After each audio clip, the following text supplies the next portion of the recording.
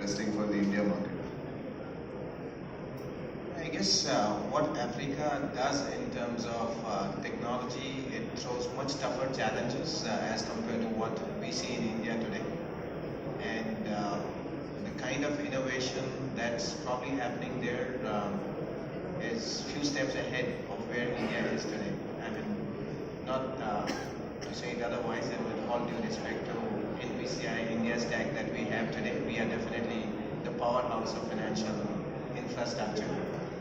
But I go back to my telecom days and I remember India leapfrogged the whole telecom wave and the whole growth. Many of our generations, at a gap of 3 to 5 years is a generation gap, and they missed the landline. Many of them don't even know how the dial pad looks like and so on. So that was telecom wave. India has gone through the whole organic growth in the financial services space, and if you map it to Africa, M-Pesa was in Africa 20 years back, 2000, 2001, still rules the Kenyan economy pretty much.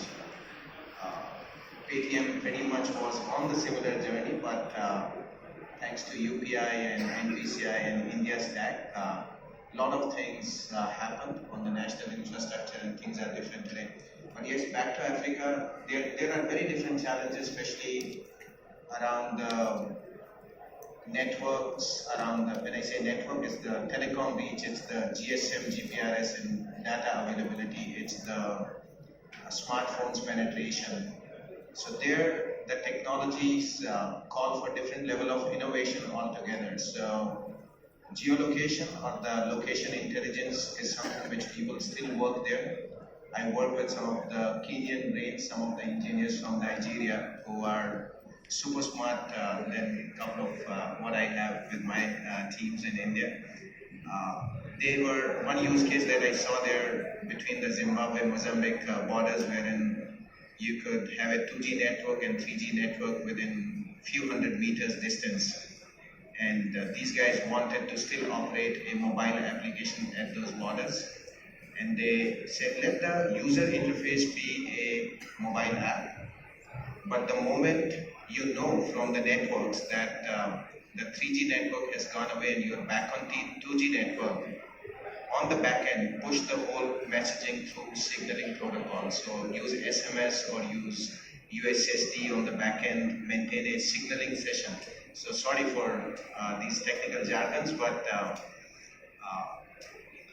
a lot of innovation in Africa from geolocation standpoint, and people very early days are trying to understand the location of their consumer and the whole reach of their services.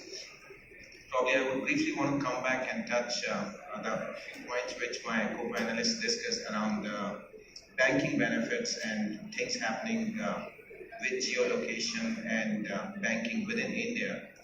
One use case that we are serving here in collaboration with one of the big banks and few fintechs participating in that.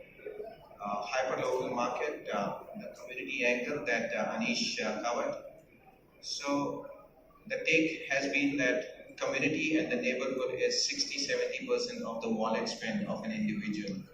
That's where we spend most of the money physically. So that's within the 500 meters of my house to your house, that's where we're spending larger part of our wallet share.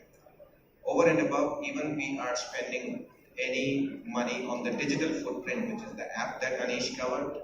That's also geolocation that one can figure out today, and most of the time you'll figure out it's either at home or office or on the street. So you can figure all the locations. So this is something that I see, at least on the digital space, this location intelligence banks, fintechs are trying to derive that where an individual is spending most of its money, digitally on which apps and physically on which all stores, and then they are wanting to extend it to various other services, which could be lending, which could be new other services, which these touch points, depending upon the wallet size of the individual, a bank or a financial institution can offer. So this is something as we speak which is happening, and it's lovely to see in the digital space how location data is coming very relevant.